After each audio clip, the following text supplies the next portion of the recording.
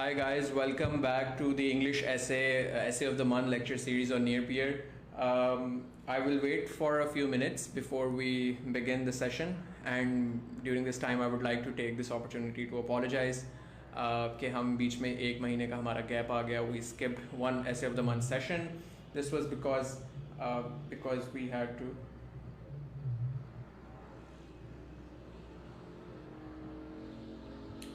Sorry, this was because we were setting up logistics और उसकी वजह से हमें थोड़ा सा टाइम लगा to get the new setup done. Anyways, we are back again, and today we are going to have discussion on this topic.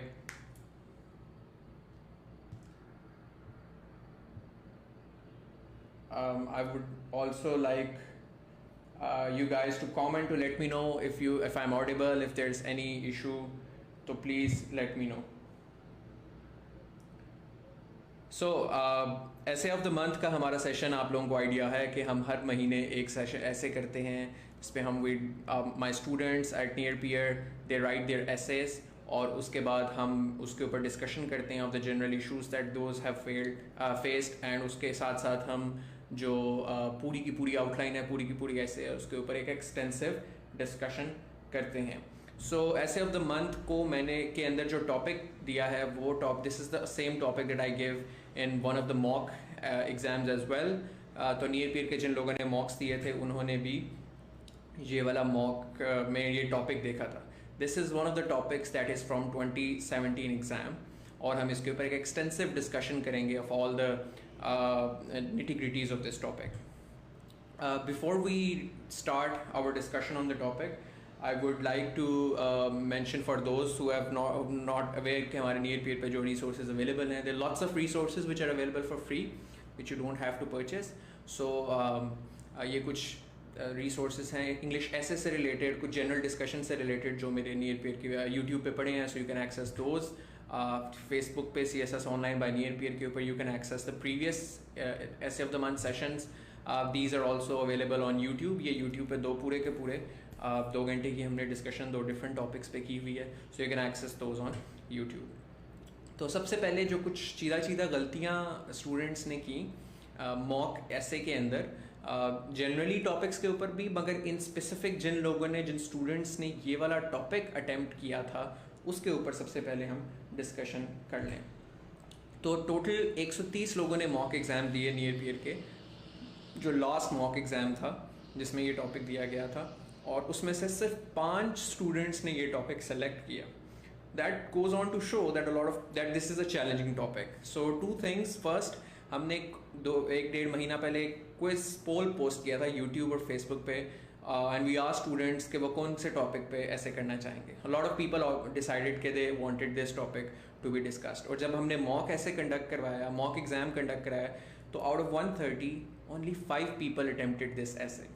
This means that a lot of students find this topic challenging. They have problem doing this essay. और within those उन 5 students में से भी जो कुछ गलतियाँ हमने identify की, ये बाकी एसेस पे भी बहुत ज़्यादा थी, मगर इस पर इन पर्टिकुलर हमें ज़्यादा नजर आई. सबसे पहले कि ज़्यादातर स्टूडेंट्स बहुत लंबे फिक्रे यूज़ करते हैं. There is no problem in using long sentences given that you have a very good command over the language, over grammar. लेकिन अगर आपकी ग्रामेटिकल कमांड या आपकी वो चीज़ें बहुत ज़्यादा स्ट्रॉन्ग नहीं हैं, then you need to break down your long sentences into moderate और स्मॉल सेंटेंसेस, क्योंकि उसमें एरर का मार्जिन कम होता है ग्रामेटिकल. दूसरा, this is one of the criminal flaws that we have noticed and we are very shocked के despite being the first principle of essay writing in CSS, a lot of people have not taken this very seriously, which is to not write in third person. Lot of people have written in first or second person, जबकि it is mandatory to use write essays in third person. So for instance, you cannot write I, we, you. You are always supposed to write in third person. It is said, it is this, there are, they say, something like this. तो ये third person में हमेशा use किया जाता है ऐसे के अंदर भी और प्रेसी के अंदर भी. फर्स्ट और सेकंड पर्सन के अंदर हम सेंटेंसेस नहीं लिखा करते. सो मूविंग ऑन, तीसरा जो एक इशू था वो आउटलाइन के अंदर था. आउटलाइन के अंदर एक इशू उसके सिंटैक्स से रिलेटेड था. उसका सिंटैक्स से रिलेटेड इशू ये था कि a lot of people had used pointers. So for instance इस तरीके से कि जैसे rather than writing one introduction, they had written ऐसे एरो डाल के इंट्रो, फिर एरो डाल के आगे वाला पॉइंट जो भी लिखा है. So you should not do this. You should always have your syntax by using numbers और पॉइंट. इस तरीके से कुछ प्रॉपर नंबरिंग वगैरह आपको हमेशा यूज़ करनी चाहिए. सो लाइक 1 2 3 ABC या रोमन न्यूमरल्स. सो हमेशा इस तरीके से करना चाहिए. चौथा इशू ये था कि a lot of people had used ideas that were not और made arguments that were not relevant to the topic. So काफ़ी ज़्यादा इररेलेवेंट डिस्कशन भी हमें नज़र आई इन एसेस के अंदर. Lastly, there was not a lot of research oriented knowledge creation in the essays. A lot of essays were just devoid of any rich content. So that rich content could be provision of data, statistics, comparisons, case studies, arguments, generally logical argumentation. So or diversified arguments तो बिल्कुल ही नहीं थे. The sixth problem was lack of creativity and diversity in arguments. So these are the 6 key issues that we've noticed when people have attempted this essay. And this also applies to other essays as well, but it's specifically to this essay in the mock exam. तो हम अब खुद इस ऐसे पे discussion शुरू करते हैं. जिन लोगों ने इस पर ऐसे लिखा, जिन मेरे स्टूडेंट्स ने या जिन्होंने मॉक में इस ऐसे को दिया, I would request them to put their scripts in front of them and take notes, try to listen as well and try to make notes and make amends and improve your essay accordingly. So first thing first कि हम जब भी ऐसे शुरू करते हैं पहले सोचते हैं कि किस किस्म का ऐसे है. Not that this is necessary but it makes thinking process easier for you. तो 2 तरह के ऐसे होते हैं CSS में, हमने इस पर डिस्कशन की थी. One of them is the issue based essay, the other is the argumentative essay.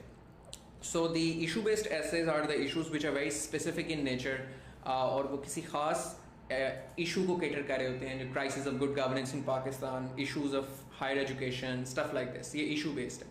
Argumentative essays वो हैं जिनमें आप आर्ग्यूमेंट्स यूज़ करते हुए कोई जिसको अंदर डिबेट ओरिएंटेड एलिमेंट मौजूद होता है. It could be words of wisdom's, quotations या इस तरह की जो चीज़ें हैं वो आर्ग्यूमेंटेटिव ऐसे में आती हैं. They are also commonly known as literary and reflective essays, which is a wrong way to categorize them, but anyways, ये एक argumentative essay है. Life without controversy is no life, but why one should not choose the safe haven of conformism. इस ऐसे के पहले तो basic मतलब को हम ब्रेक डाउन करते हैं. ये 2017 में आया था ऐसे विद दिस फ्रेजिंग, मगर इससे पहले ये डिफरेंट फ्रेजिंग के साथ भी आ चुका हुआ है. ठीक है, तो इस ऐसे के अंदर बेसिकली बुनियादी तौर पर बात क्या हो रही है? इस ऐसे के अंदर बात ये हो रही है कि life without controversy is no life, that controversy in life is inevitable.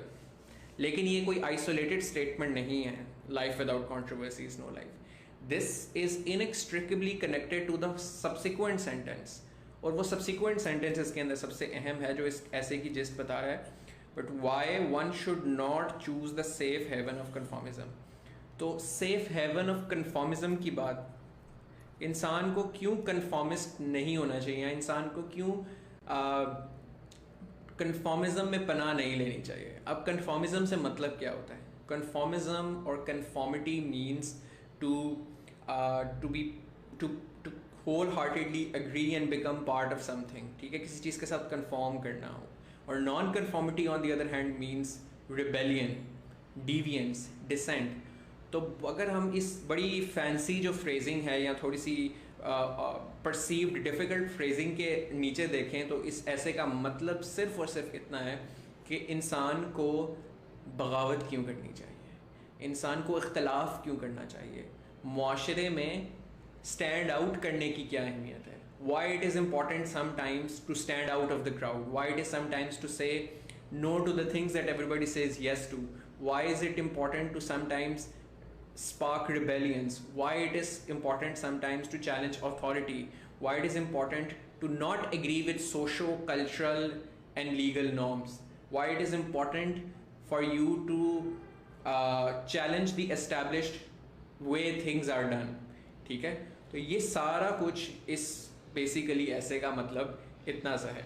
इसी तरह बेसिकली पास पेपर्स में एक दफ़ा टॉपिक आया था वैल्यू ऑफ डिसेंट, वो भी मोर और लेस इसका मतलब यही है जो इस टॉपिक का मतलब है, just a different phrasing. So this basically topic falls under the larger theme of dissent and इख्तलाफ राय और freedom, not necessarily freedom of speech even though that also is part of it, but कि क्यों आपको establish चीज़ों के खिलाफ बगावत करके इस माशरे को क्या फ़ायदा होता है। So that is what this essay is essentially about.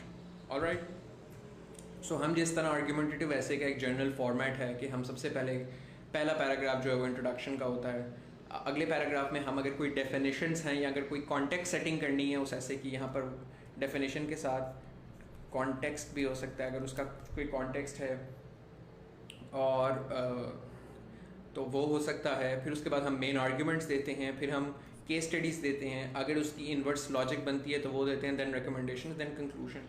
ये एक ब्रॉड स्कीम है, इसको आप थोड़ा बहुत वेरी कर सकते हैं। For instance in some of the essays you might not have to give recommend definitions or context because that is very self explanatory, तो हम तब नहीं देते। कभी कभार आपके आर्ग्यूमेंट्स ज़्यादा होते हैं, जैसे इसमें 3rd पैराग्राफ से 6th पैराग्राफ तक आपके आर्ग्यूमेंट्स होंगे और केस स्टडीज़ आपकी सिर्फ 2 होंगी। कभी कभार आपके पैराग्राफ्स कम होंगे, केस स्टडीज़ ज़्यादा होंगी। कभी कभार इन्वर्स लॉजिक नहीं बनती होगी उस टॉपिक की, जैसे इस टॉपिक की नहीं बनती।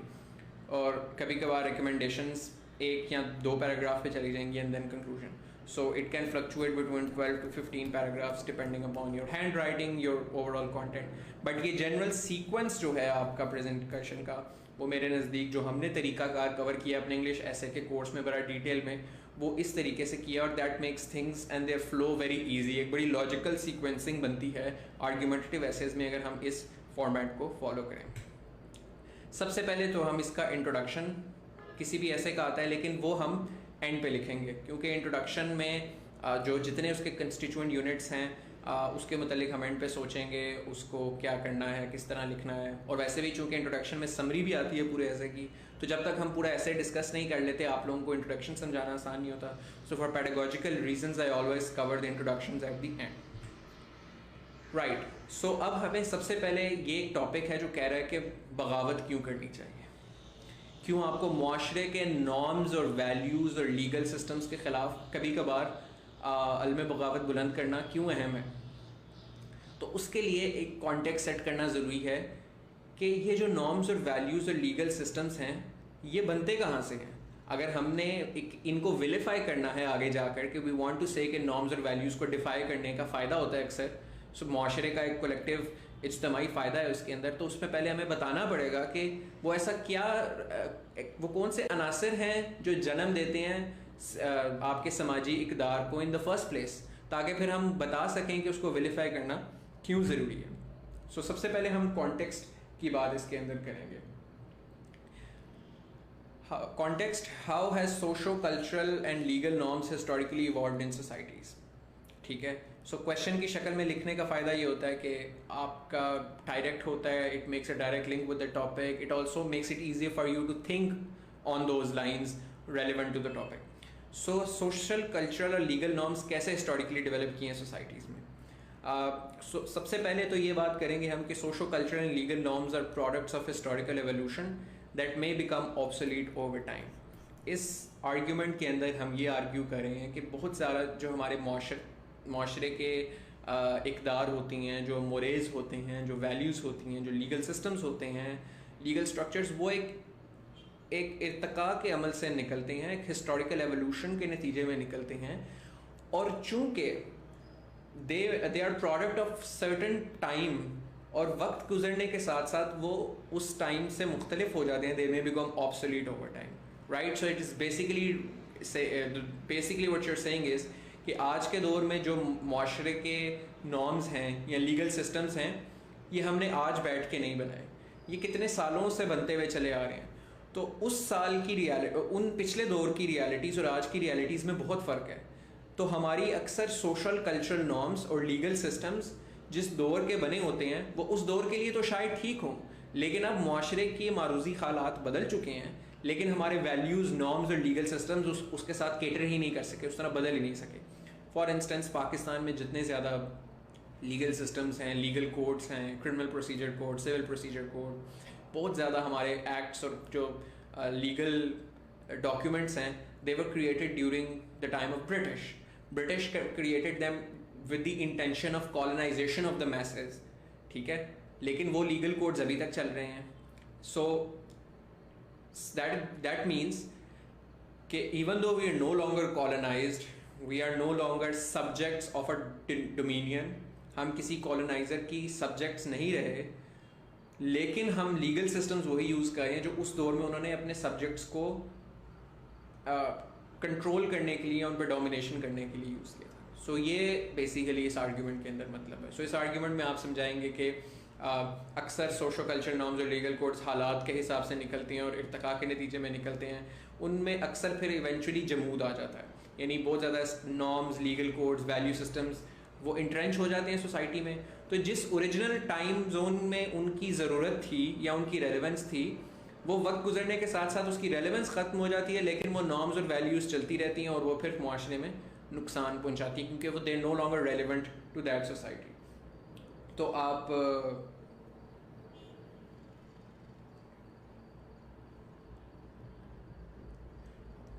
ये बिल्कुल ठीक किसी ने पॉइंट आउट किया यहाँ पे, क्योंकि हम प्लूरल में यूज़ करें तो हाउ हैव यहाँ पर आएगा. सेकेंड आर्ग्यूमेंट जो इसके अंदर है, in some instances societal codes are entrenched in society by the elite factions for their own interest, for their own ends that may be oppressive and discriminatory in nature.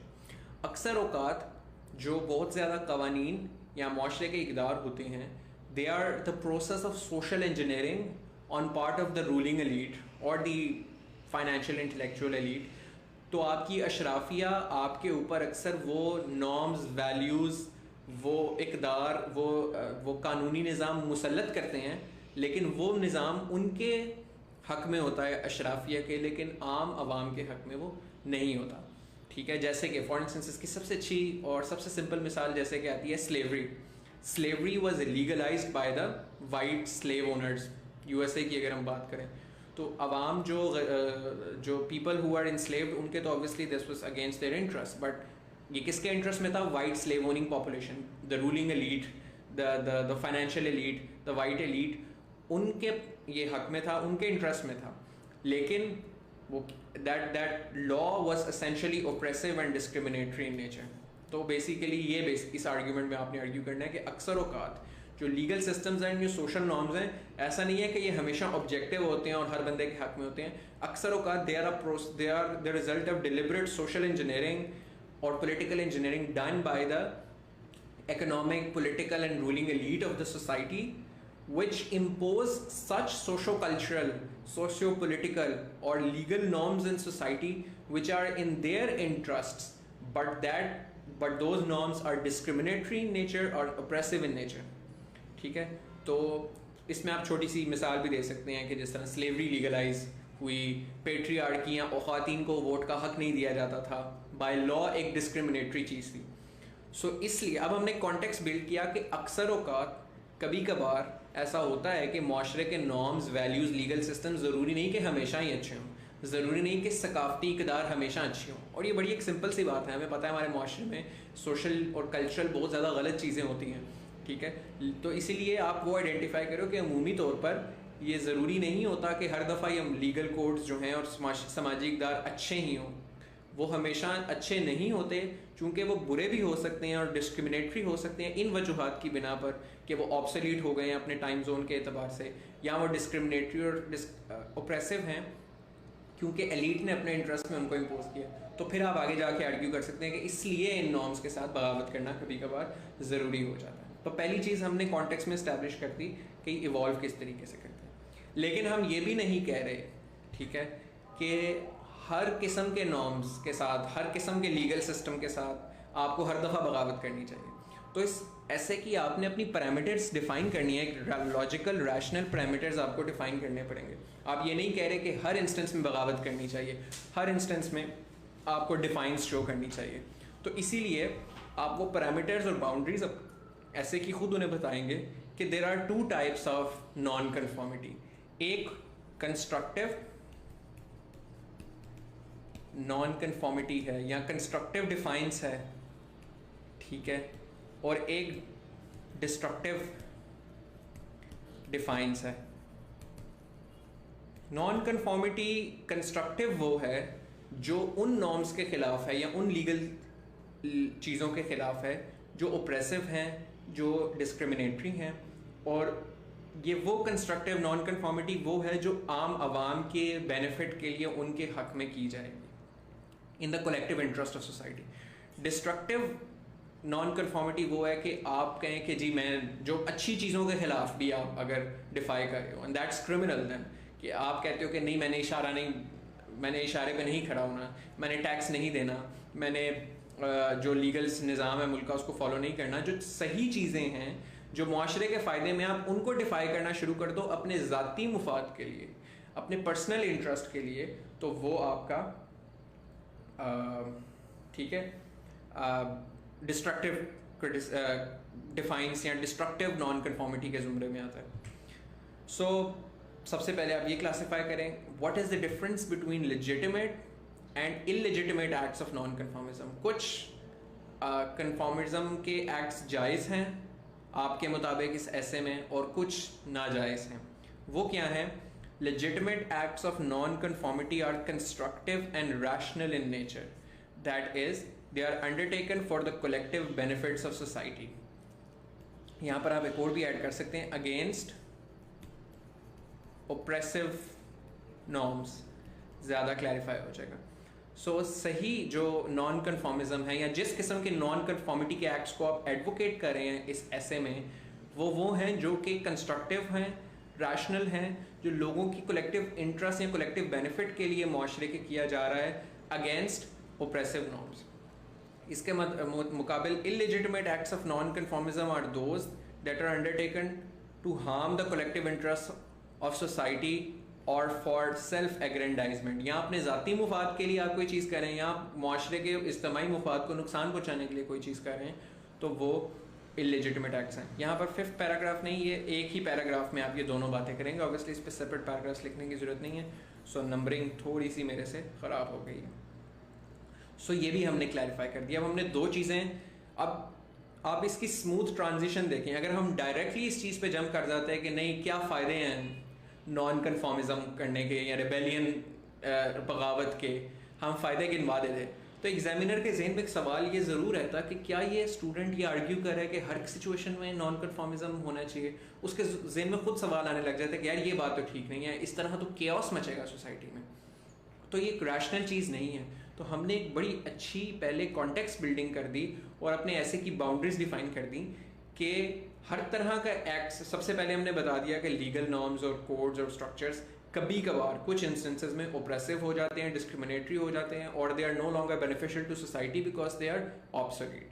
ठीक है, तो हमने फिर बताया कि सिर्फ इन इंस्टेंसेस में आप नॉन कन्फॉर्मिटी कर सकते हैं माशरे के बेनिफिट में।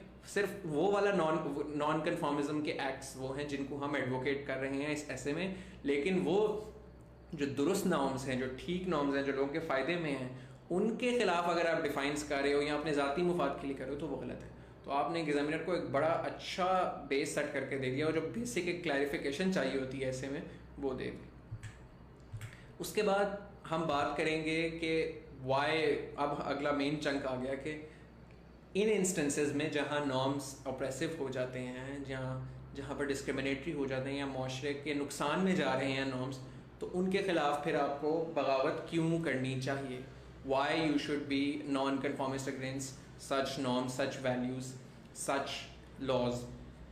तो उसमें डिफरेंट आर्ग्यूमेंट्स आप मल्टीपल लेवल्स पे आर्ग्यू कर सकते हैं। तो हम उन मल्टीपल लेवल के अब आर्ग्यूमेंट्स को देखते हैं। सबसे पहले Y should one be a constructive non conformist. हमने हेडिंग में भी डाल दिया ताकि ये क्लियर रहे कि हम किस किस्म की नॉन कन्फॉर्मिज्म को सपोर्ट करें। Why should one be a constructive non conformist to oppressive and obsolete societal structures.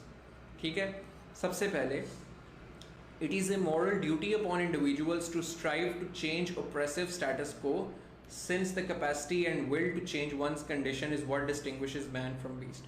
So this is a more philosophical argument जो हमने कुछ और एसेस में भी पहले यूज़ किया है।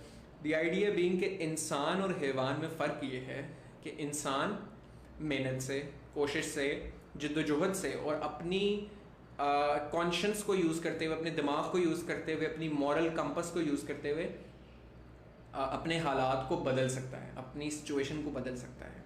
जबकि जो जानवर हैं, हैवानात हैं, उनके अंदर ये सही गलत का तसव्वुर नहीं है। ऐसा नहीं हो सकता कि एक दिन शेरों के झुंड में से एक शेर उठे और वो कहे कि मैं, क्योंकि ये वाला जो निज़ाम हम शेरों पे मुसल्लत किया हुआ है वो बहुत जाबिर है, तो हम उसके खिलाफ बगावत करेंगे। वो नहीं कर सकते। सो it is not possible from a pack of ants to execute the queen ant and establish a communion or democracy of the ants for the betterment of the whole ants. They can't do that. तो खुदा ने इंसान को जो सोचने की सलाहियत दी है और अपनी कंडीशन को इंसाफ के तरीके से बेहतर करने की जो सलाहियत दी है, वो ये एक इंसान का खासा है जो इंसान को हैवानात से डिफरेंट बनाता है। So because God has distinguished man from beast in their ability to think rationally, ability to think morally, ability to think for others as well. Hence, it is a moral duty upon individuals that they should exercise the very capacity that God has endowed them with to change their condition for the betterment of the whole society, because this is literally what distinguishes man from animals, and hence men should manifest this capacity that God has given them to their fullest by standing against oppressive norms, changing their condition, not just there but also of their whole society and their community. ठीक है. Second, क्या वजह है कि आपको क्यों करना चाहिए माशरे के नॉर्म्स के ख़िलाफ़ बगावत क्यों करनी चाहिए ऑप्रेसिव नॉर्म्स के ख़िलाफ़? बिकॉज ये इससे फ्रेश आइडियाज़, डिसेंट और इख्तलाफ, अगर तमाम लोग एक ही तरह सोचने लग जाएं, अगर तमाम लोग एक ही तरह के ओपिनियन रखें, तो कभी कोई इनोवेशन नहीं आएगी, कभी नए आइडियाज़ नहीं आएंगे, कभी भी कोई माशरे में जिद्दत नहीं आएगी, कभी भी कोई इनोवेशन नहीं आएगी, कोई नया तरीक़ाकार नहीं आएगा, सोचने का नए जाविये नहीं पैदा होंगे. इसीलिए non conformity to the way established तरीक़ाकार, जो एस्टैब्लिश वेज ऑफ थिंकिंग से हट के सोचने का फ़ायदा यह है कि इससे नए आइडियाज़ आते हैं, फ्रेश आइडियाज़ आते हैं, इनोवेशन होती है. ठीक है. जब डॉक्यूमेंट किसी ने कंप्यूटर बनाने का सोचा तो उसने यही सोचा कि पुराने तरीक़ों से हम डिफरेंट हट के काम करेंगे, हमें we need to develop better ways to document things and we should not do it manually the way it is conventionally done. Right. So दूसरा आर्ग्यूमेंट आपका ये है कि non conformism catalyses social change by bringing fresh and new ideas in society, leading towards innovation and progress. ठीक है. तीसरा argument ये है कि non-conformism and constructive dissent acts as a check on the ever-growing power of state to protect the individual rights and liberties of citizens. कि कभी कभार अब मौजूदा दौर में रियासतों के पास बहुत ज़्यादा पावर होती जा रही है. They have a huge militaries, huge police force, huge administrative structures, और रियासत के ऊपर एक चेक, ख़ास तौर पर जो पॉलिटिकल साइंस के स्टूडेंट्स हैं हमारे, उनको ये आर्ग्यूमेंट बड़ा आसानी से समझ भी आएगा और वो इसको बड़े अच्छे तरीके से यूज़ भी कर सकते हैं कि कैसे हम विद टाइम पॉलिटिकल सिस्टम जिस तरह डिज़ाइन करने की कोशिश करते हैं कि पावर एक्यूमुलेट ना हो चंद खातों में, पावर हमेशा डिवाइड रहे. तो non conformism in terms of journalistic freedom of speech, criticise करना गवर्नमेंट को, क्रिटिसाइज़ करना पॉलिसीज़ को, क्रिटिसाइज़ करना the way country is run, that is important to keep a check on the ever growing power of the state. कि आप रियासत को याद दिला सको कि आप इंसान लोगों के इंडिविजुअल राइट्स, उनकी लिबर्टीज़, उनके कॉन्स्टिट्यूशनल राइट्स वगैरह प्रोटेक्टेड हों. लास्टली एक और आर्ग्यूमेंट इसका ये है, in instances of grave oppression non conformism is necessary to break tyrannical social structures to create a just social order. और कभी कभार, ये तो हमने शुरू में बातें की कि ऑर्डिनरी कोर्स ऑफ बिजनेस के अंदर भी नॉन कन्फॉर्मिटी क्या क्या फ़ायदे लेकर आती है, लेकिन कभी कभार जब ऑपरेशन बहुत ज़्यादा माशरे में बढ़ जाए, कि जहाँ पर think about Kashmir for instance, think about Palestine, कि जहाँ पर लीगल तरीके से लीगल सिस्टम्स जो इम्पोज किया गया माशरे के अंदर वो लोगों पर जुल्म कर रहा है, तो फिर उसके खिलाफ बगावत करना बहुत ज़रूरी है ताकि एक इंसाफ का बोलबाला हो सके, एक जस्ट सोशल ऑर्डर क्रिएट हो सके. ठीक है, तो ये सिर्फ हमने सारे थियोरेटिकल आर्ग्यूमेंट्स दे दिए कि क्यों कुछ हालात में, कुछ इंस्टेंसेस में नॉन कन्फॉर्मिटी क्यों ज़रूरी है, इन हालात में डिफाइंस, डिवियंस, रिबेलियन क्यों ज़रूरी है। हमने ये बताया कि इंसानों और जानवरों में फ़र्क बुनियादी तौर पर यह है कि इंसान के साथ जब जुल्म होता है तो इंसान अपनी सिचुएशन बदल सकता है, जानवर के ऊपर जब जुल्म होता है तो वो अपनी कंडीशन नहीं बदल सकता, उसको he is bounded by his instincts, but man is not, man has the power to shape his own destiny and he has been given the conscious to do that. तो इसलिए जुल्म के फेस में he can change his condition. Second, हमने बताया कि non conformity brings new ideas, fresh ideas आते हैं जिससे इनोवेशन आती है और माशरे का इर्तिका होता है, सोसाइटल प्रोग्रेशन आती है। तीसरा, हमने बताया कि रियासत के पास बहुत ज़्यादा पावर है। अगर हर कोई रियासत की बात के साथ कन्फर्म करने लग जाएगा कि जो हुकूमत कहे, जो रियासत कहे, और उस पर हर बात पर इत्तफाक ही करें और कभी रियासत पर तनकीद ना करें, उसकी किसी भी बात से इख्तलाफ ना करें, तो रियासत फिर इंसानों का जुल्म करेगी। यानी कि वो किसी भी बंदे को किसी भी वक्त उठा लें, किसी के साथ भी कोई जुल्म कर दें, उसको गलत सज़ा दे दें, अगर सारे कन्फॉर्मिटी ही करेंगे तो वो कभी उस पर तनकीद नहीं करेंगे, तो ऐसी रियासत फिर मज़ीद से मज़ीद तर जुल्म करेगी। लेकिन रियासत जब भी गलत काम करे और तो आप अगर रियासत पे तनकीद करें और रियासत की हाँ में हाँ ना मिलाएं, नॉन कन्फॉर्मिटी शो करें, और आप हर चीज़ से एग्री ना करें, इख्तलाफ करें और उसके अलावा एहतजाज करेंगे, तो ही रियासत जो है उसकी पावर को चेक कर सकते हैं, उसको लिमिट कर सकते हैं और उसको अपने रोल में कन्फाइन कर सकते हैं। और लास्टली, कभी कभार जब जुल्म हद से बढ़ जाएगा तो आपको फिर उसके अलावा बगावत करनी ज़रूरी होती है ताकि जस्ट सोशल ऑर्डर क्रिएट किया जा सके। सो वो जैसे साहिर का शेर है ना, जुल्म फिर जुल्म है, बढ़ता है तो मिट जाता है, खून फिर खून है, जमता है तो गिरेगा तो जम जाएगा। इट्स आइदर अहमद नदीम कासमी और साहिल लुधियानवी। सो बहुत जब ऑपरेशन हद से ज़्यादा बढ़ जाएगा तो फिर माशरे में रिबेलियन ज़रूरी है ताकि आप एक जस्ट एक इंसाफ का बोल दोबारा से वाला कर सकें। ठीक है, तो ये आपके आर्ग्यूमेंट्स हैं। ये आप दो आर्ग्यूमेंट्स को एक पैराग्राफ में करें या हर पैराग्राफ को अलग-अलग करें, that purely depends upon your ability, your craftsmanship in terms of words, कि आप कितने स्किल्ड हैं। मैं आइडियली इन चारों पे अलग-अलग पैराग्राफ्स लिखूंगा आधे सफ़ों के, because these are important arguments. ठीक है, उसके बाद हम बात करते हैं और डिस्कशन करते हैं कि अब ये नॉन कन्फॉर्मिटी, डिफाइंस, रिबेलियन, हम ये बात कहते तो जा रहे हैं कि होनी चाहिए। हमने ये इस्टेब्लिश कर दिया नॉर्म्स क्यों कभी कभार बुरे हो जाते हैं, ऑब्सोलीट हो जाते हैं। हमने ये बताया कि कंस्ट्रक्टिव नॉन कन्फॉर्मिटी और डिस्ट्रक्टिव में क्या फ़र्क है। हमने ये बताया कि नॉन कन्फॉर्मिटी के फ़ायदे क्या क्या हैं, लेकिन हमें ये भी बताना है कि नॉन कन्फॉर्मिटी दिखती कैसी है। What do you mean by non conformity. हर दफ़ा नॉन कन्फॉर्मिटी में ऐसा तो नहीं होता ना कि हर दफ़ा ही आपने बगावत कर देनी है, हर दफ़ा। What do we mean by that, तो हमें वो एक्सप्लेन करना होगा कि नॉन कन्फॉर्मिटी से हमारा मतलब क्या है और उसकी अप्रोप्रिएट मैनिफेस्टेशंस क्या हैं डिफरेंट। तो ये हमें अब इनको एक्सप्लेन करना है। So what are the various appropriate forms of non conformism, अगला हमारा क्वेश्चन ये है। तो इसमें हम आर्ग्यू करेंगे कि नॉन कन्फॉर्मिटी के भी डिफरेंट ग्रेड्स हैं, हर एक्शन के डिफरेंट ग्रेड्स होते हैं, एक स्पेक्ट्रम पे होते हैं। जिस लेवल का जुल्म है माशरे में या जिस लेवल की ज़रूरत है माशरे में, नॉन कन्फॉर्मिटी भी उसी लेवल की होनी चाहिए। ठीक है, अगर लेट्स से एक छोटी सी कोई इशू है सोसाइटी के अंदर कि आपकी सीवरेज लाइन नहीं डली हुई गली के अंदर, तो गलत बात है, रियासत को डालनी चाहिए। तो इस पर यह तो नहीं होना चाहिए ना कि आपको जलाओ गिराओ कर देना चाहिए और आपको बगावत पूरी की पूरी रोड ब्लॉक कर देनी चाहिए। It depends, right. So depending upon the kind of operation और द स्ट्रिपिंग ऑफ राइट्स, उसके मुताबिक ही नॉन कन्फॉर्मिज्म होनी चाहिए। सो हम इसमें आर्ग्यू कर रहे हैं the degree of non conformism should be proportionate to the degree of operation in society. ठीक है, change makers and activists can manifest their dissent in various forms with varying degree according to the nature of oppression in society.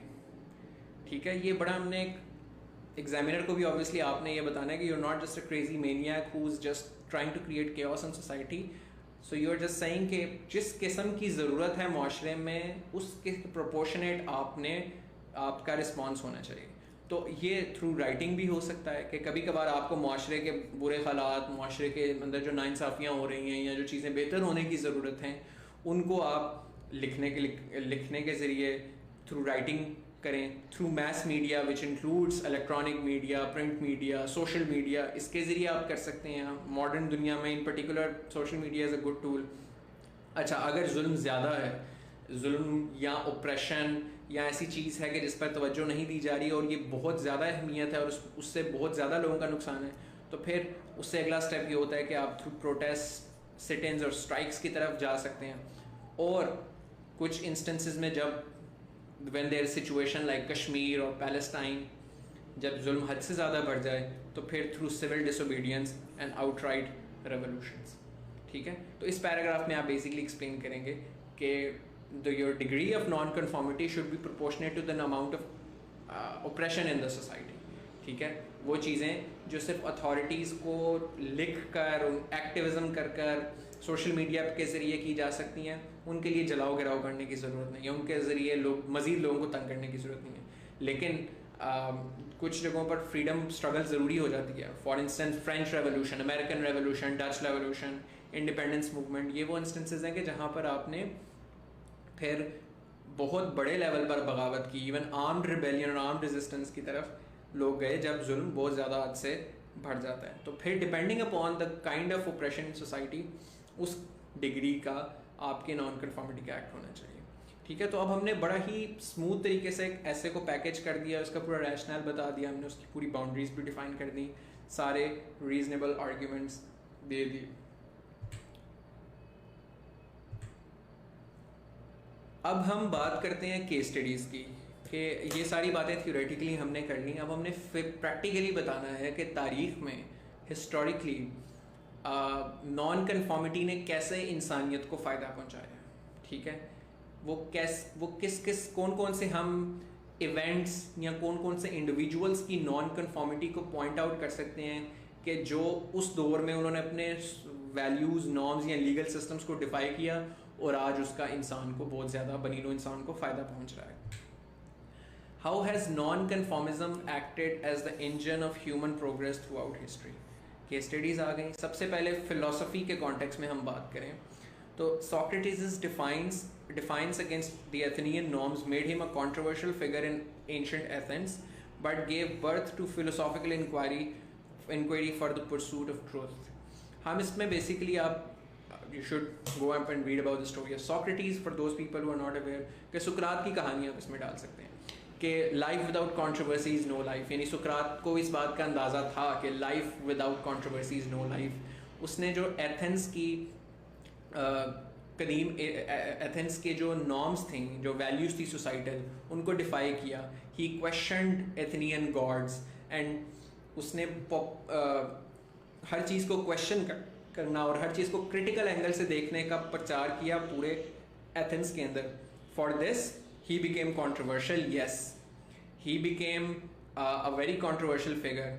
For this he was charged with treason. For this he was forced to drink poison from hemlock। For this he was killed।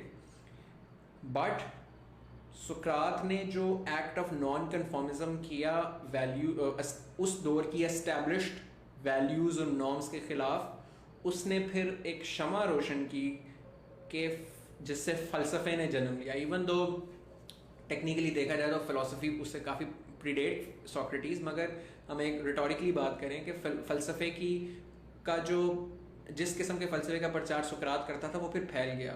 उसके बाद जो उसके आने वाले students थे, प्लेटो और Aristotle, उन्होंने उसको मज़ीद पॉपुलराइज़ किया।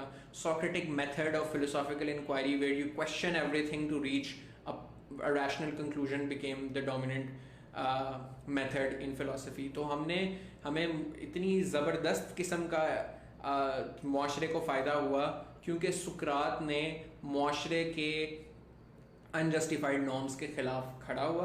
उसने बगावत की उन नॉर्म्स के ख़िलाफ़, यानी इन द सेंस कि उसने लोगों को क्रिटिकल थिंकिंग की तरफ लेकर आया, फ़लसफ़े की तरफ लेकर आया। He was charged with the accusation of corrupting the youth of Athens, of defaming या क्या कहना चाहिए, डिसरिस्पेक्टिंग द एथनियन गॉड्स।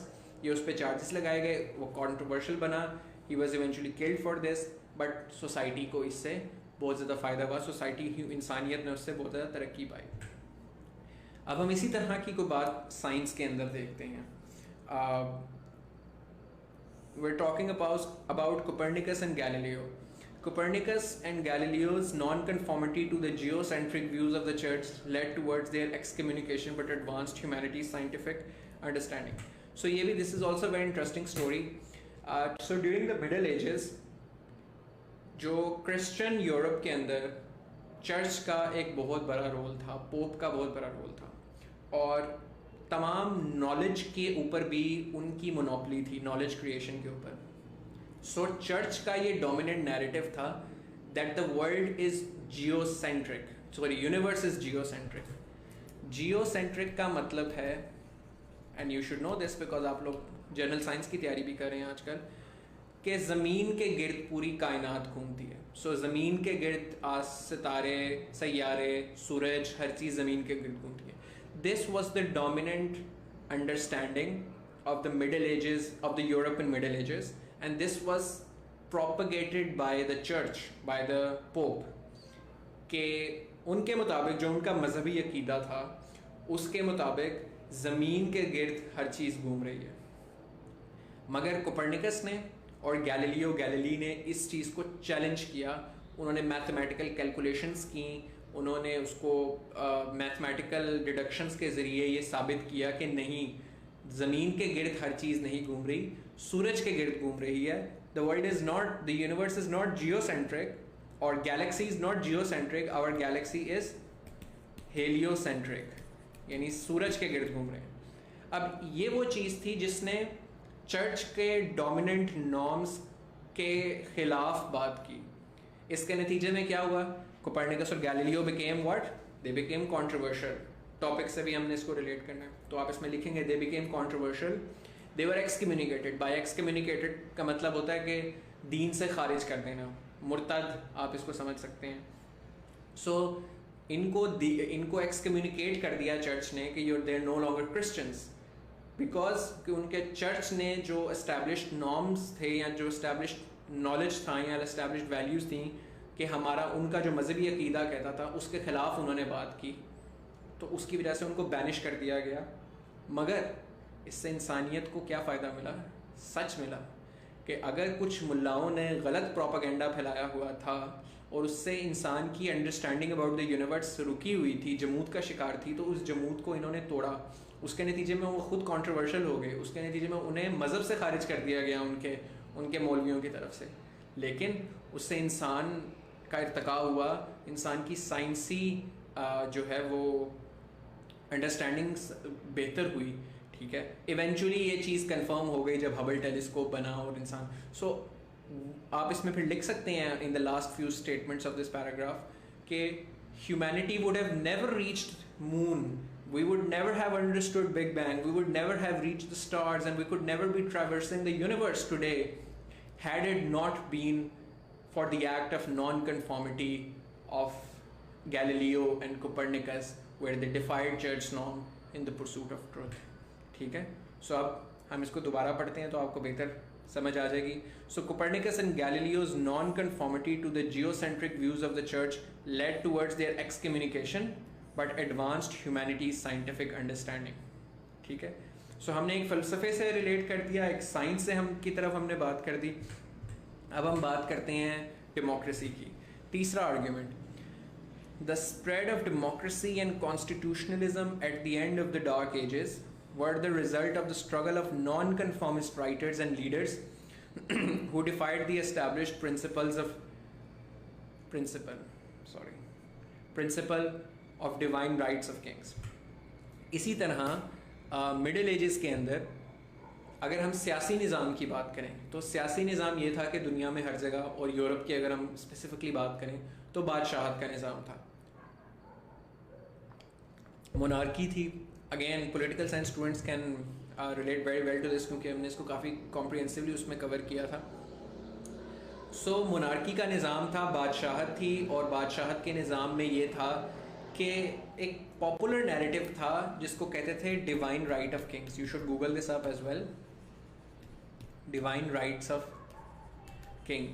कि जो बेसिकली बादशाह है, बादशाह सलामत बादशाह इसलिए हैं क्योंकि खुदा ने उनको बादशाह बनाया है, तो इसीलिए उनकी किसी भी किस्म की उनका हर हुक्म मानना वाजिब है. So European kings had popularized this idea that they are kings, they are appointed and anointed by God. Hence, to rule their subjects is their divine right. Hence, any challenge to the authority of kings is to challenge the authority of God and hence blasphemous. तो उन्होंने अवाम को control करने का और अपनी बादशाहत, monarchy और जुल्म को जस्टिफाई करने के लिए ये नैरेटिव पॉपुलराइज करवाया हुआ था कि to defy the king is to defy God, because God has appointed these people as kings in the first place. Whoever sits on throne is God's basically God's representative on earth, और उसकी किसी भी किस्म की उसके खिलाफ बगावत नहीं हो सकती. तो वो फिर लोगों पर इतना जुल्म करते थे and they were keep getting richer and richer while the public people were getting poorer, और उनके खिलाफ बहुत ज़्यादा जुल्म किया जाता था. तो ये established norm था, ये एस्टैब्लिश्ड वैल्यूज़ थी, ये एस्टैब्लिश्ड लीगल सिस्टम था उनका. तो इसके खिलाफ जब इस किस्म का ओप्रेसिव निज़ाम था तो इसकी खिलाफ बगावत की लोगों ने, नॉन कन्फॉर्मिज्म किया, तो लोगों को फिर जमहूरियत जैसा निज़ाम मिला. तो मिडिल एजेस के एंड पे इसी तरह था कि जो डिफरेंट एक्टिविस्ट्स थे, जो डिफरेंट राइटर्स थे, जो डिफरेंट आपके फ़िलासफ़र्स थे, जैसे कि आप इसके अंदर लिख सकते हैं कि John Locke, Jean Jacques Rousseau, Montesquieu, different enlightenment philosophers जितने हैं, तो आप उनका हवाला दे सकते हैं कि कैसे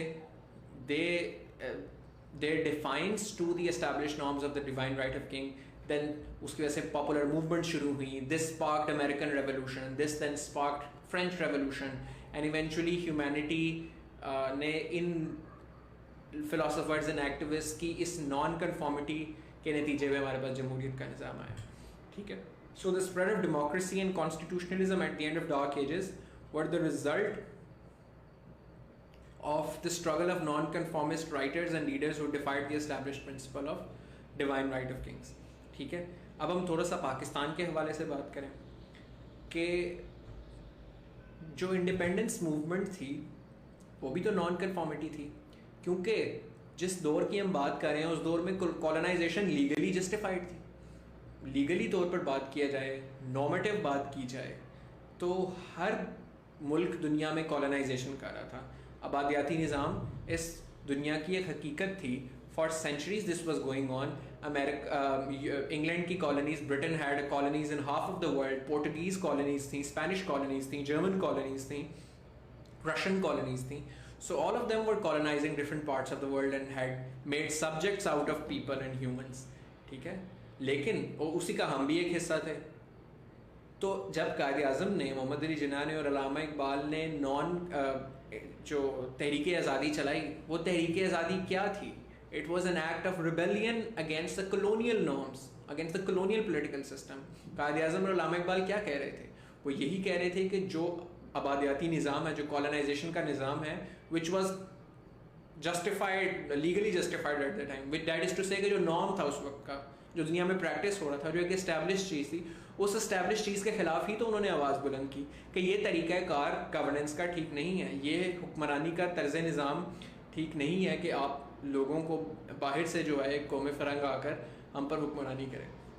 तो independence movement itself was an act of non conformity to the oppressive colonial political system of the day.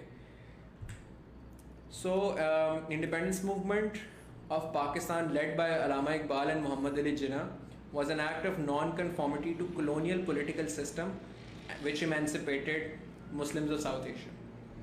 तो ये बड़ी इंटरेस्टिंग केस स्टडीज़ हमारे पास आ गई कि एक तरफ अब this is what I mean when I say that you need to create diverse set of arguments while keeping the central logic coherent and same.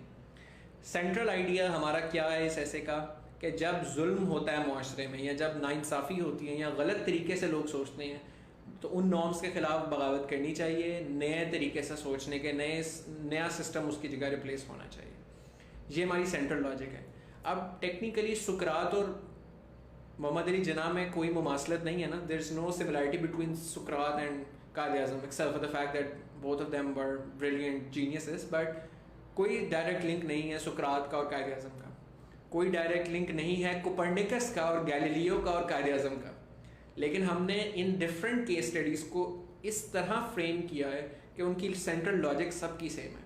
हमने सोक्रेटिस की डिफाइंस, हमने कोपर्निकस की डिफाइंस, हमने नॉन कन्फॉर्मिस्ट या जो democratic या constitutionalist writers थे और इंडिपेंडेंस मूवमेंट को सेम लड़ी में पिड़वाया, हमने सेम लॉजिक के साथ डिफाइन किया। सो seemingly disconnected things have been put into perspective to prove our point. This is what I mean when I say that you need to create diverse set of arguments while keeping the central logic coherent. और हमने इन सब case studies में सिर्फ उन points पे focus किया है। Independence movement की 15,000 डायमेंशंस हैं, लेकिन हम सिर्फ उस डायमेंशन पे फोकस कर रहे हैं, हम सिर्फ उसको इस तरीके से फ्रेम कर रहे हैं कि जो हमारे टॉपिक को साबित कर रहे हैं। अच्छा, ये किसी ने बड़ी अच्छी बात की अभी कि कैन वी राइट मॉन्टगोमरी बस बाइकॉट, तो आप बिल्कुल ये मॉन्टगोमरी बस बाइकॉट की भी मिसाल दे सकते हैं इसके अंदर। सो मॉन्टगोमरी बस बाइकॉट वाज के 1950s के अंदर, 60s के अंदर अमेरिका में जो सेग्रीगेशन थी कि blacks and whites, even though कालों को जो आपके स्याह फाम लोग हैं अमेरिका के अंदर, उनको सिविल वॉर के बाद गुलामी का स्टेटस तो ख़त्म हो गया, उनको सिटीजनशिप तो मिल गई, मगर सेपरेट बट इक्वल का डॉक्ट्रिन था साउथ के अंदर। जैसे कि वो सेम स्कूल्स में नहीं जा सकते, वो सेम पब्लिक स्पेसेस में नहीं बैठ सकते, वो सेम जगह से पानी नहीं पी सकते, वो सेम बस में इकट्ठे नहीं बैठ सकते। तो आगे वाली seats were reserve for white people, पीछे वाली कुछ seats were for only black people. और अगर पीछे वाली सीट पे कोई आगे वाली सीट्स फुल हैं और कोई किसी गोरे को जगह नहीं मिली, तो blacks were suppose to give their seat to white people. So इस किस्म का एक अनजस्ट सेग्रीगेटेड सा निज़ाम था। तो मॉन्टगोमरी बस बाइकॉट में ये हुआ था कि मॉन्टगोमरी के अंदर रोज़ा पार्क्स ने डिफाई किया कि उसने जो गोरे की सीट थी जो which was reserve for white people, उस पर जाकर वो बैठ गई, और उसे जब उठने का कहा गया तो वो नहीं उठी। For this she was charged, she was sent to jail, but then that sparked the whole movement, civil rights movement under Martin Luther King. So civil rights movement or Montgomery bus boycott was also the product of non-conformity of the civil rights activists like Rosa Parks, like Martin Luther King. वो उस time के established norms के खिलाफ बगावत ही कर रहे थे। तो ये एक बड़ी अच्छी केस स्टडी है सिविल राइट्स मूवमेंट की इसके अंदर। फिर हम अब बात करेंगे, ये केस स्टडीज तो हमने हिस्टोरिकली दे दी, अब हम बात करते हैं कि क्या आज के दौर में भी कोई ऐसी मैनिफेस्टेशंस मौजूद हैं, ऐसी legitimate constructive acts of non conformism की। तो हम इसमें कश्मीर और पैलेस्टाइन का हवाला दे सकते हैं। What are the contemporary manifestations of non conformism? Freedom movements in Kashmir and Palestine are manifestation of acts of legitimate non conformity to tyrannical political and militaristic oppression. इसमें कुछ एक्सप्लेन करने की आपको ज़रूरत नहीं है, you guys know the details. आपने सिर्फ इसको फ्रेम हमारे टॉपिक के कॉन्टेक्स्ट में करना है कि जो इसराइल ने पॉलिटिकल सिस्टम नाफिज किया हुआ है, जो इंडिया ने किया हुआ है, उनका लीगल निज़ाम, जो सियासी निज़ाम उन्होंने इधर जगहों पे लगाया हुआ है वो ऑप्रेसिव है। Arm forces special powers act for instance जैसे इंडिया में है, और जिस तरीके से वो इसराइल एक्सपेंशन कर रहा है, ठीक है, तो उसके खिलाफ बगावत करना गलत नहीं है। The freedom fighter, the freedom struggle of Palestinians and Kashmiris is legitimate because they are rising against an oppressive political regime. आगे आखिरी पे हम रिकमेंडेशंस पे की तरफ जाएंगे।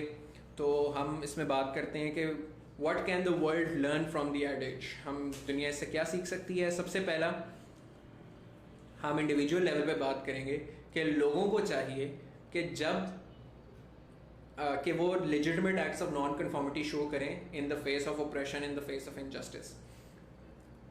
Despite odds, conscience stricken citizens should never hesitate to dissent for the larger interest of society. अगर मुआशरे में इख्तलाफ राय की, डिसेंट की ज़रूरत पड़े तो इंसानों को, इंडिविजुअल्स को ये करनी चाहिए, कतई नज़र इसके कि उनको मुश्किलात का सामना करना पड़ेगा, कतई नज़र इसके कि they may become controversial, because life without controversy is no life. ठीक है, तो आपको कभी भी सेफ हेवन में बैठना नहीं चाहिए कन्फॉर्मिज्म के. Non conformity is important whenever there is operation in society. दूसरा, हम रिकमेंडेशन ये देंगे कि हमें पहले लोगों को इस काबिल भी बनाना है कि वो सोच सकें और समझ सकें और देख सकें कि उन्हें नॉन कन्फॉर्मिटी के एक्ट्स करने हैं. For this people need to be more rational. For this people needs to have a critical bent of mind. और वो एजुकेशन के ज़रिए आता है. तो हमें अपने आने वाली नस्लों को ये चीज़ सिखाने की ज़रूरत है कि it is important to impart the skill of critical thinking and rational inquiry in younger generations so that their activism can drive the humanity forward. ठीक है, ये जनरल सी एक पैराग्राफ के अंदर आप 2-3 सजेशंस इस तरह की दे सकते हैं. Yes, Sohail has mentioned another very interesting point के जो फार्मर्स प्रोटेस्ट चल रहे हैं इंडिया में के अंदर with their enactment of new law, आप उसको भी इसके अंदर ऐड कर सकते हैं as a case study. ठीक है, और आखिर में फिर आप कंक्लूजन का पैराग्राफ लिखेंगे in which you summarize all the things that we have talked about. अब हम डिस्कस करते हैं इसकी थीसिस स्टेटमेंट. थीसिस स्टेटमेंट क्या होगी इसकी? मैंने आपको बताया कि थीसिस स्टेटमेंट में आप कोशिश किया करें कि दोनों साइड्स दिखाएं कि कन्वेंशनली क्या चीज़ समझी जाती है, मगर हम ये स्टांस ले रहे हैं और हम किन ग्राउंड्स पे ले रहे हैं. सो वी से ऑल्दो कन्वेंशनली फलाना फलाना फलाना, ठीक है, इस तरह समझा जाता है, मगर फिर आप अपना स्टांस देते हैं that your stance is this on किन ग्राउंड नंबर 1 इस ग्राउंड पे आप दे रहे हैं, ग्राउंड नंबर 2 जो भी जिन ग्राउंड पे भी. सो ये अगर आप इस तरीके से चलें तो आपकी तकरीबन हर ऐसे की थीसिस स्टेटमेंट बन जाती है. For instance, although any act of non conformism is generally considered deviant and destructive. हम पहले दूसरी साइड बता रहे हैं कि कन्वेंशनली हर किस्म का नॉन कन्फॉर्मिटी का एक्ट डिविएंट और डिस्ट्रक्टिव समझा जाता है, मगर अब आप यहाँ पर अपना स्टांस दे रहे हैं. Constructive dissent is important in society for social progress. ये आपका स्टांस है, और आप किन ग्राउंड्स पे ये अपना स्टांस ले रहे हैं? As it brings fresh ideas, ये आपका पहला ग्राउंड है. इंश्योर्स अकाउंटेबिलिटी, ये आपका दूसरा ग्राउंड है. And discards obsolete and oppressive social structure, ये आपका तीसरा ग्राउंड है. So that is a comprehensive thesis statement जो आपके ऐसे के, ये आप थीसिस स्टेटमेंट वो है जो आपके टॉपिक को भी एक्सप्लेन कर रही है, उस टॉपिक में आपके स्टांस को भी एक्सप्लेन कर रही है, और आपने किन ग्राउंड्स पे ये स्टांस लिया है उनको भी ये एक्सप्लेन कर रही है. ये ग्राउंड्स बेसिकली वही हैं जो आपने अपने ऐसे के अंदर आर्ग्यूमेंट्स में यूज़ किए हैं, लेकिन उनको बस हमने इकोनॉमाइज कर दिया वर्ड्स को, हमने उनको थोड़ा सा डिफरेंट तरीके से पैकेज कर दिया, शॉर्टर वर्ड्स के अंदर उनको हमने पैकेज कर दिया. तो this is a comprehensive thesis statement for this topic, that although any act of non-conformism is generally considered deviant and destructive, constructive dissent is important in society for social progress as it brings fresh ideas, ensures accountability and discards obsolete and oppressive social structures. ठीक है, तो ये हमारी thesis statement हो गई.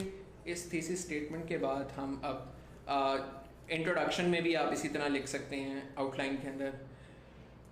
Constructive acts of non-conformity are a necessary engine of progress of human civilization. Throughout history, constructive actions of dissent have brought innovation and progress while fighting oppression and injustice. ठीक है, अब हम discuss करेंगे introductory paragraph को. हम पूरा introduction का एक पैराग्राफ लिखेंगे क्योंकि इसमें बहुत ज़्यादा चैलेंज फेस करना पड़ता है लोगों को. मैंने आपको बताया हुआ है अपने लेक्चर के अंदर, अपने कोर्स के अंदर हमने इस पर बड़ी एक्सटेंसिव डिस्कशन की हुई है कि 4 कंपोनेंट्स होते हैं आपके इंट्रोडक्शन में, और this is generally the funnel approach that we use कि हम ब्रॉड से स्पेसिफिक की तरफ आते हैं. So you start with the grabber. The grabber is basically 5 तरह के ग्रैबर्स होते हैं, 4 तरह के. आप कोई कोटेशन से स्टार्ट कर सकते हैं, आप किसी शॉकिंग फैक्ट से स्टार्ट कर सकते हैं, आप लिटरेचर रिव्यू दे सकते हैं, कंट्रास्ट दे सकते हैं, या आप कोई स्टोरी बता सकते हैं. यानी आप डिफरेंट एक जनरल हुक करते हैं अपने ऑडियंस, अपने रीडर की अटेंशन को, in this case the reader being the examiner. फिर उसके बाद आपने जो ग्रैबर दिया है उससे आपने ट्रांजिशन कुछ डालनी है अपने ऐसे की तरफ जाते हुए. ये ट्रांजिशन हमने उसका बड़ा अच्छा तरीका बताया था कि हम we posed some questions, the questions that we are going to answer in the essay, हम वो क्वेश्चंस बीच में डाल देते हैं, तो वो एक बड़ी अच्छी ट्रांजिशन बनाते हैं grabber to the summary of the essay. उसके बाद आप अपने ओवरऑल ऐसे की समरी बताते हैं कि आपने ओवरऑल जो मेन बातें की हैं वो, और आखिर में फिर आप थीसिस स्टेटमेंट जो आपने आउटलाइन से पहले लिखी है आप वो लिखते हैं, तो आपका इंट्रोडक्शन पूरा हो जाता है. अब आपको मैं इसका डेमोन्स्ट्रेशन दे देता हूँ। सबसे पहले डिफरेंट टाइप्स ऑफ ग्रैबर्स हैं। एक तो तरीका ये है कि आप डायरेक्ट स्टार्ट करें, which is not a good way. Second ये कि आप किसी कोटेशन से स्टार्ट करें, ये आपका हो सकता है। फिर यहाँ किसी शॉकिंग इन्फॉर्मेशन, किसी स्टार्टलिंग इन्फॉर्मेशन से स्टार्ट करें। एक है कि आप लिटरेचर रिव्यू करें या जितना भी ओवरऑल कंपैरिजन, कंट्रास्ट, जो भी डिफरेंट व्यू पॉइंट्स एग्जिस्ट करते हैं उस टॉपिक के ऊपर, आप उनसे स्टार्ट करें। और आखिरी तरीका जो कि सबसे अच्छा तरीका है वो है एनेक्डोट या कोई स्टोरी, किसी इंडिविजुअल की, किसी इवेंट की, या कोई फिक्शनल स्टोरी आप क्रिएट करके लिखें। सो अब हम स्टार्ट करते हैं। मैं स्टोरी से स्टार्ट करूँगा। ये स्टोरी हमने पहले भी यूज़ की थी एक डिफरेंट ऐसे के कॉन्टेक्स्ट में, और हम इसमें दोबारा यूज़ करेंगे, लेकिन उसको पैकेज डिफरेंट तरीके से करेंगे। आई थिंक एजुकेशन इज़ वो जो हमने टॉपिक किया था, education makes a people easy to lead but difficult to drive, easy to govern but impossible to enslave. वो यूट्यूब पे अवेलेबल भी है। उसमें भी हमने इसी सिमिलर स्टोरी को यूज़ किया था, लेकिन हमने उसको फ्रेम डिफरेंट तरीके से किया। So you can also see the introductions of both and see कि मैं कैसे सेम स्टोरी को फ्रेम डिफरेंट तरीके से करके रेलिवेंट बना रहा हूँ दो डिफरेंट टॉपिक्स के ऊपर। So let's start. Maryland, 1818. A boy was born into slavery. Like many other slaves, he had a black mother and a white father. At a young age, he was selected to live in the home of the plantation owners, one of whom may have been his father. There was a legal prohibition on the education of slaves. The slave owner's wife, however, defied the ban and taught him the alphabet. यानी उसको पढ़ना लिखना सिखाया. When she was prohibited from doing so, the boy started learning on his own, therefore defied both norms and the law. क्योंकि गुलामों को, slaves को पढ़ने लिखने की इजाज़त नहीं थी, लेकिन उसने पढ़ना लिखना शुरू कर दिया। इसने नॉर्म्स को भी डिफाई किया वक्त की, और कानून को भी डिफाई किया। Ultimately, his education compelled him to escape the shackles of slavery in a heroic act of non-conformity to oppressive norms. He later became the most iconic abolitionist leader and advisor to Abraham Lincoln as well. This boy was Frederick Douglass. तो हमने basically एक catching story एक Douglas की use की कि कैसे उसने उस दौर के जो लीगल सिस्टम्स या लीगल नॉर्म्स थे उनके खिलाफ डिफाई किया अपनी पर्सनल ज़िंदगी में भी, और फिर इनकलाब की तरफ गया अगेंस्ट एन ओप्रेसिव सिस्टम। सो अभी जैसे हमने ट्रांजिशन करनी है। This boy was Frederick Douglass. While Douglass's story captures undying resolve, it also unravels the necessity of constructive dissent and non-conformism. If Douglass's act of rebellion led to large-scale social change, is it fair to portray non-conformism as an eternal evil? कि conventionally तो हम, जिस तरह आप अपने second paragraph में कहेंगे, conventionally बुरा समझा जाता है हमेशा नॉन कन्फॉर्मिटी को, और स्टेबिलिटी के खिलाफ समझा जाता है। लेकिन हम देख रहे हैं कि अभी हमने स्टोरी में देखा कि कभी कभार माशरे के नॉर्म्स ऑप्रेसिव हैं, जैसे स्लेवरी के थे, तो डगलस का act everybody would say was justified, right? So अगर हम डगलस की स्टोरी को देखें तो क्या हमेशा हर नॉन कन्फॉर्मिटी के एक्ट को ईविल तो नहीं कहा जा सकता ना? In what circumstances acts of rebellion become necessary? ठीक है, what are the benefits of necessary acts of non conformism? This essay will dwell upon these questions in detail. फिर हम समरी शुरू करेंगे। Conformity to established social values, norms and legal codes is considered sine qua non for an orderly society. Sine qua non के साथ preposition for आती है, इसलिए मैंने इसको different color से लिखा है। हम इसमें ये कह रहे हैं कि अमूमी तौर पर conventionally conformity जो है वो समझी जाती है और हर अच्छी orderly society के लिए essential, sine qua non means essential, is conformity is considered an essential part of a decent, civilized, orderly society. मगर हमारा स्टांस क्या है? However, क्योंकि हम समरी दे रहे हैं पूरे ऐसे की, social and legal norms are not free from prejudice and may become oppressive over time. Historically, acts of non-conformism in such situations, from the genesis of philosophical inquiry by Socrates to the freedom struggle in Kashmir, has acted as a catalyst to challenge status quo. तो हमने ये बड़ा अच्छी एक statement है जिसके जरिए हमने पूरे ऐसे की समरी भी दे दी। हमने बताया कि नॉन कन्फॉर्मिटी ने अक्सर स्टेटस को चेंज करने में मदद की, from the Socrates story to the Kashmir, क्योंकि हमने ये this was the first case study and last case study that we used. ये पूरी समरी है इस ऐसे की। और फिर हम उसको कनेक्ट करते हैं अपने थीसिस स्टेटमेंट से। 10 although any act of non-conformism is generally considered deviant and destructive, constructive dissent is important in society for social progress as it brings fresh ideas, ensures accountability and discards obsolete and oppressive social structures. तो ये हमारा introduction होगा। तो ये हमने generally discussion कर ली। Is the video and audio more clear now? क्योंकि कुछ लोगों की क्वेरी है। All right, so अब मैं आपको अभी तो मैंने आपको पढ़ाते हुए सीक्वेंस डिफरेंट तरीके से करवाई है obviously. So what I use the sequence which was most conducive to your learning. मगर एग्ज़ाम में आप किस तरीके से सीक्वेंस करते हैं अपने ऐसे को? सबसे पहले तो जब आपके सामने एग्ज़ाम आता है तो आप आखिरी सफ़े के ऊपर ब्रेनस्टॉर्मिंग करते हैं। यू टेक अ पेन और आप उस पर स्क्रिबल करें, रफ सी आउटलाइन बनाएं, उस पर सोचें, पॉइंट्स बनाएं डिफरेंट, उसके ऊपर हो रफ वर्ड की हेडिंग दे दें और आखिरी सफ़े पर आप ये सारा काम करें। सेकंड, आप लास्ट सफ़े पर ही रफ आउटलाइन बनाएं। जो आपने ऐसे सेलेक्ट किया है उस ऐसे पे एक रफ आउटलाइन अपनी बनाएं। फिर उसके बाद आप एक रफ इंट्रोडक्शन जो है वो अपने आखिरी सफ़े पे लिखें, जो आपने बॉडी में लिखना है, ठीक है। फिर आप पहले 4 सफ़े छोड़ दें आउटलाइन के लिए, बिकॉज आपको नहीं पता कि जब आप नीट करेंगे आउटलाइन तो उसमें कितनी जगह ली जाएगी। तो एक अच्छी आउटलाइन 2 से 4 सफ़ों के दरमियान होती है। तो आप इसलिए आइडियली 4 सफ़े अपने पहले 4 साइड्स बेसिकली पेजेस की वो छोड़ दें। फिर आप 4 सफ़ों के बाद 5वें सफ़े से लिखना शुरू करें, मतलब अपनी बॉडी लिखनी ऐसे कि शुरू करें, आउटलाइन स्किप कर दें। उस वो जो रफ़ आउटलाइन आपने पीछे लिखी हुई है और जो रफ़ इंट्रोडक्शन लिखा था उसको ठीक करके रफ़ इंट्रोडक्शन को आप बॉडी ऑफ द ऐसे पूरी लिखें अपनी। 5वें सफ़े से शुरू करें, पूरा इंट्रोडक्शन लिखें, उस रफ़ आउटलाइन के कॉन्टेक्स्ट में अपनी पूरी ऐसे को लिखें।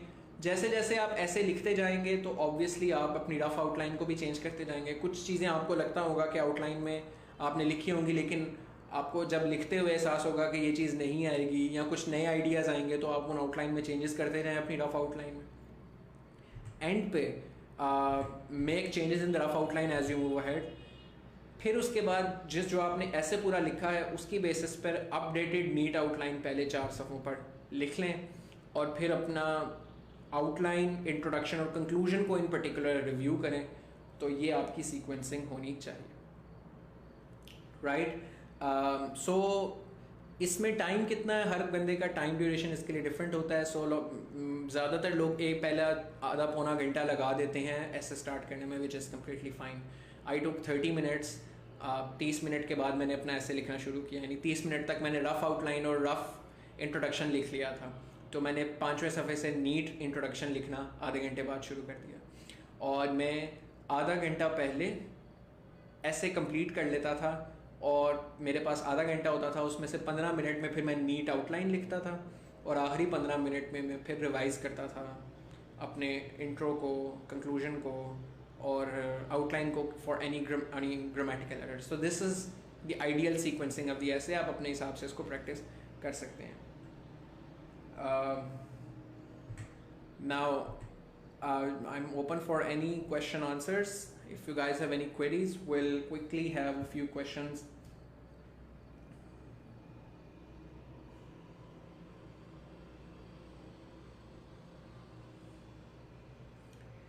जी, ये बिल्कुल ठीक बात है कि हो सकता है कि आपने जैसे 4 सफ़े छोड़े थे, लेकिन जब आपने नीट आउटलाइन लिखी तो वो सिर्फ 2 सफ़ों पर आई, 2.5 सफ़ों पर आई या 3 सफ़ों पर आई। तो जितना बाकी स्पेस, आपने कोई ब्लैंक स्पेस नहीं छोड़नी है, आपने उसको बड़ा डिसेंट तरीके से क्रॉस करना है और आपने एरो दे के आगे लिख देना है PTO, यानी पेज टर्न ओवर, ठीक है। तो आपने ब्लैंक स्पेस कोई नहीं छोड़नी और लास्ट में जो आपने रफ वर्क किया है उसको भी आपने काट देना है। So that is how you go about it. अच्छा, हाँ, ये बिल्कुल ऐसे है आउटलाइन। मैं तो चूँकि आराम से लिखी है, by the way this is one of the essays that I also attempted. ये वो वाला ऐसे जो मैंने लिखा था एग्ज़ाम में, तो तकरीबन इनमें से मेजॉरिटी चीज़ें मैं कवर कर पाया था। So it obviously depends upon your speed, your thinking speed, your writing speed, your creative faculties के आप कितनी जल्दी सोचते हैं, कितनी जल्दी आर्ग्यूमेंट्स बनाते हैं, कितना आपकी ये चीज़ें बेहतर हैं. तो it varies for every person. हम जो आउटलाइन और मैं आपको जब आउटलाइन करवाता हूँ तो मैं उसको ऑब्वियसली रिवाइज करके उसको अपडेट करके बड़े अच्छे तरीके से पैकेज करता हूँ. So do not think that you necessarily have to write everything the way I write the essay in teaching you. I teach you the essay in the best form possible. That best form possible मैं खुद भी paper में deliver नहीं कर सकता when I am under pressure, जब सिर्फ 3 घंटे की कैद होगी, जब और बहुत ज़्यादा वेरिएबल्स जो है वो फैक्टर इन किए होंगे, जब सारी रात नींद नहीं आई होगी और आप एग्ज़ाम दे रहे होगे. ठीक है, सो उससे फ़र्क पड़ जाता है. So this is one the thing that I try to give you the best possible outline, the best possible essay, the best most enriched essay, कि अगर आपने ये पहले से प्रैक्टिस किया हुआ है और ये एग्ज़ाम में भी अगर इससे रिलेटेड कोई आ जाए फिर तो आपका बहुत अच्छा छक्का लग जाएगा. बट ऑर्डिनरीली अगर आपका इससे if it's falling short of the kind of essays that we do, then that's completely fine. You will still pass, so you don't have to worry about that.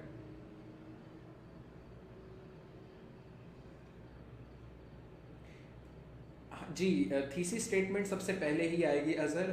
जो आपका ऐसे की आउटलाइन है उसमें सबसे पहले थीसिस स्टेटमेंट आती है, फिर आपकी आउटलाइन आती है, फिर उसके बाद आपका ऐसे शुरू होता है.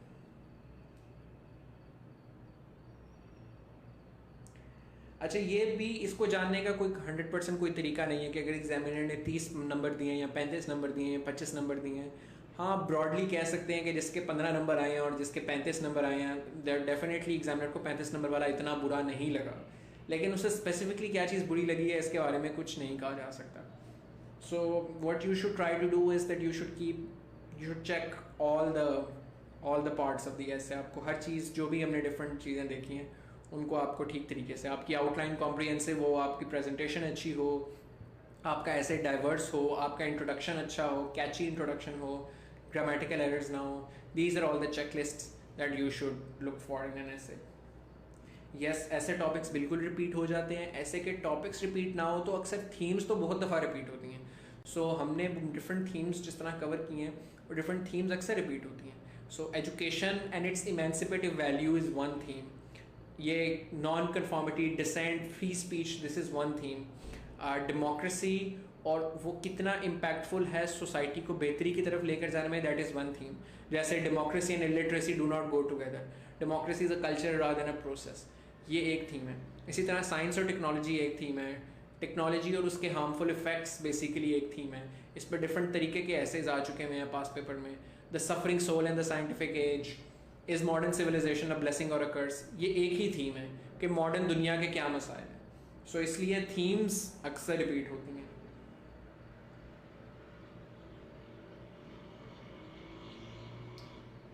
अच्छा, ये एक्सपेक्टेड ऐसे अक्सर लोग पूछते हैं. ऑब्वियसली फ्रैंकली अगर आपको कुछ डिफरेंट अकेडमीज़ वाले भी या मुख्तलिफ लोग कह रहे हैं कि ये एक्सपेक्टेड ऐसेज हैं, तो obviously there is no way to say कि ये इस साल के लिए एक्सपेक्टेड है, क्योंकि ऐसे के लिए उस साल एक्सपेक्टेड कुछ नहीं होता.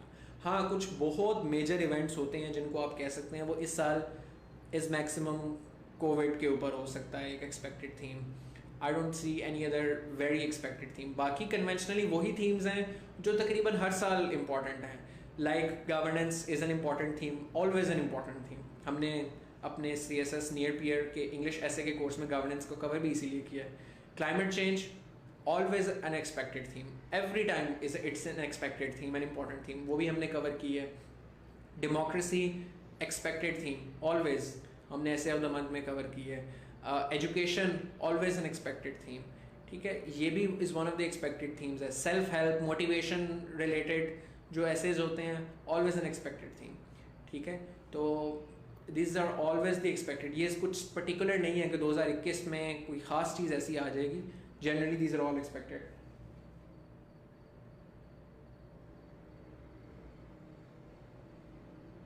जी नहीं यास्मीन, आप पहले आउटलाइन लिखने वाला तरीका ठीक नहीं है. अगर आपने नीट आउटलाइन शुरू में लिख दी तो फिर उस आउटलाइन को आप चेंज नहीं कर सकते. आपने शुरू में आधे घंटे में जो आउटलाइन लिखी थी तो अगले 2 घंटे भी आपने वैसा ही ऐसे लिखना है. लेकिन अक्सर ऐसे होता है, अगर आप प्रैक्टिस करेंगे तो यू वुड रियलाइज दैट ऐसे लिखते हुए आपको एहसास होता है कि ये चीज़ मैंने आउटलाइन में तो लिख ली है अपनी, लेकिन ये पॉइंट ठीक नहीं बन रहा, तो मुझे इसको काट देना चाहिए. यहाँ आपको नया आइडिया आ जाता है ऐसे लिखते हुए. तो अगर आपने एक दफ़ा नीट आउटलाइन लिख दी है तो आप फिर उसको अपडेट नहीं कर सकेंगे. You would not be able to update your outline अगर आपने नीट लिख दी है. इसीलिए आप पहले हमेशा कुछ सफ़े छोड़ें, आप रफ आउटलाइन लिखें और उसको अपडेट करते रहें जैसे जैसे आप चेंजेस करें, और फिर फाइनली आप नीट आउटलाइन वही लिखें जो एक्चुअली आपका ऐसे है। ठीक है।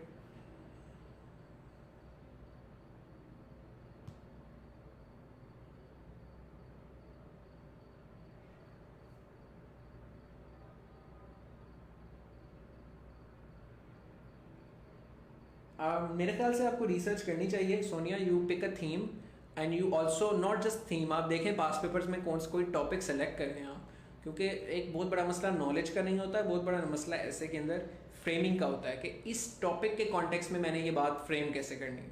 ठीक है। अभी इनमें से इस ऐसे में हमने ज़्यादातर जो बातें की होंगी आपने ज़िंदगी में कभी ना कभी सुनी होंगी, कभी ना कभी पढ़ी होंगी, लेकिन इंपॉर्टेंट क्या है कि आपने उसको पैकेज किस तरीके से करना है। So you pick a topic, आप उस पर रिसर्च करें, आप उसके ऊपर रीडिंग करें जो भी है, फिर उसके ऊपर आप ऐसे लिखें specifically in the context of that topic. Practice करते हुए अक्सर लोग ये गलती करते हैं, और मेरे नीट के स्टूडेंट्स भी कुछ जब एडमोडो के ग्रुप में अपने एसेज मेरे साथ शेयर करते हैं तो बड़े जनरल से एक टॉपिक पे थीम पे ऐसे अक्सर लिख देते हैं, कोविड-19 पे थीम ऐसे, एजुकेशन इन पाकिस्तान के ऊपर ऐसे। पेपर में कभी इस तरह के टॉपिक्स आते नहीं हैं। इस पर आप बेशक अच्छा ऐसे लिख दें क्योंकि इसमें आप दुनिया जहान की हर चीज़ लिख सकते हैं, लेकिन टॉपिक्स अक्सर स्पेसिफिक बड़े आते हैं, तो आपको हमेशा टॉपिक सेलेक्ट करके ऐसे लिखना चाहिए so that you could see कि आप आर्ग्यूमेंटेटिवली कितना अच्छे हैं, आप फ्रेम कितना अच्छा कर सकते हैं अपने आर्ग्यूमेंट को in the context of that topic.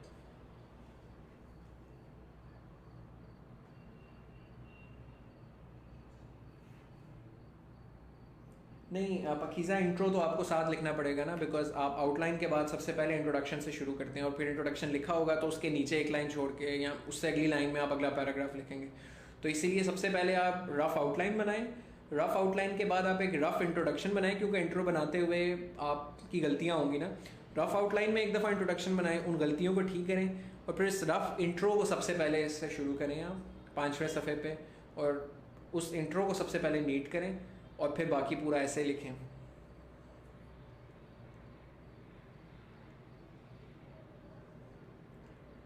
कोविड-19 का देखें it's a very very new different phenomena, so कुछ कहा नहीं जा सकता, मगर मेरे ख्याल से कोविड-19 से रिलेटेड यही हो सकता है कि हाउ कोविड-19 हैज़ इम्पैक्टेड ग्लोबलाइजेशन।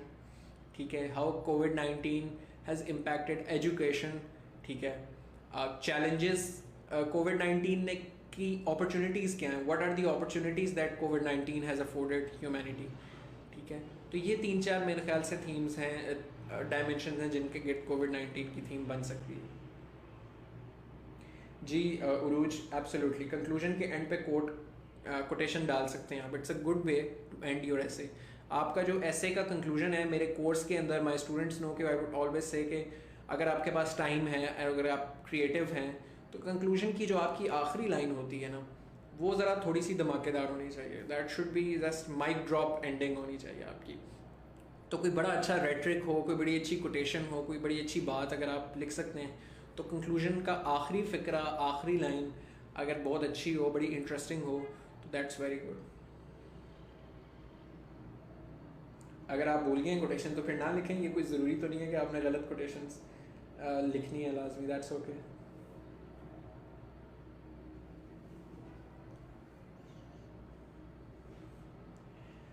जी वैसे it's not recommended. I have also seen, I also know one of my fellows who wrote Urdu poetry की 1-2 वर्सेस इन इंग्लिश ऐसे, और उसको उन्होंने नीचे ट्रांसलेट कर दिया था, but I don't think that's, I think that's risky, that may get you through, that may not. आप ट्रांसलेटेड बेशक लिख लें, अगर आपको किसी पोइट्री की वर्सेस की इंग्लिश ट्रांसलेशन आती हैं, आप इकबाल की वो ट्रांसलेटेड यूज़ कर सकते हैं, but I don't think you should take the risk of writing Urdu poetry.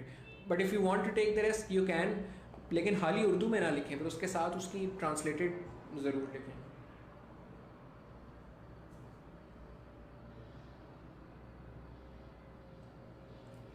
अच्छा अली, ये दोनों तरीके हैं। कुछ लोग इंट्रोडक्शन के अंदर 2-3 मेन बातें लिख देते हैं आउटलाइन के अंदर, कि जो आपने पूरे ऐसे में बात की हुई आउटलाइन के इंट्रोडक्शन के नीचे, और कुछ लोग सिर्फ इंट्रोडक्शन की हेडिंग डाल देते हैं और उसके नीचे कुछ नहीं लिखते।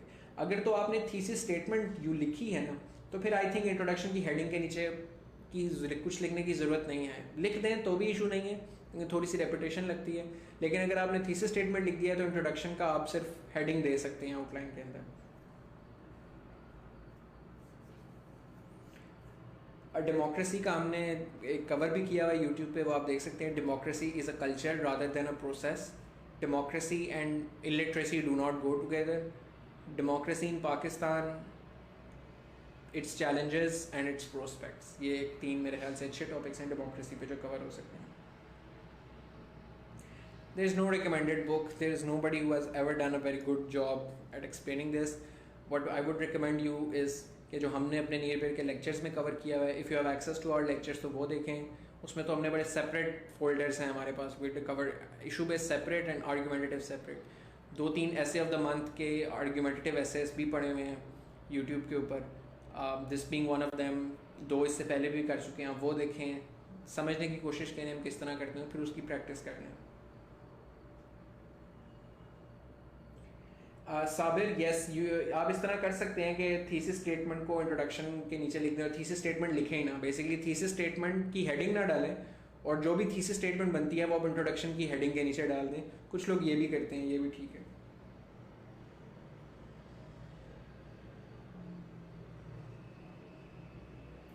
The more you practice the more your writing speed improves.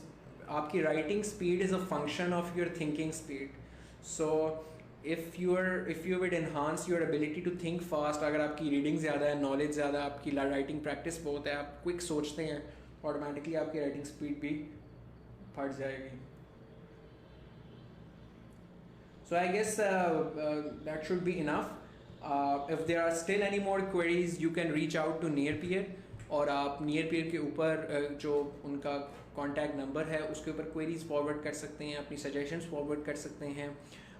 By the way, there is also great lockdown discount going on Nearpeer, so do check that out. All the courses are, I think, from down to 8,000 to 2,500.